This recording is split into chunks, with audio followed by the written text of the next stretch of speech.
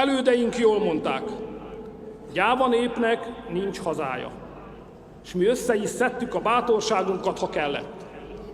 Sohasem ment könnyen, de a végén mégis mindig mi győztünk. Végül csak hazaküldtük a szultánt a janicsárjaival, a Habsburg császárt a labancaival, a szovjeteket az elvtársaikkal, és most hazaküldjük Gyuri bácsit is a hálózatával egyetemben. Arra kérjük, menj vissza Amerikába, és boldogulj inkább az amerikaiakat. A kérdés már csak az, mi magyarok tanultunk-e mások hibájából? Megértettük-e, hogy csak egyszer lehet elrontani? Ha egyszer elvétettük, vége. Újabb esély, pótvizsga nincs. Ha átszakad a gát, akkor beözönlik az áradat, és a kulturális megszállás visszafordíthatatlanná válik.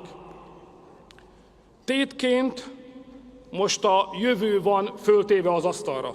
Magyarok, magasba az zászlókat, menjetek és harcoljatok, éljen a magyar szabadság, éljen a haza, felgyőzelemre, hajrá Magyarország, hajrá magyarok!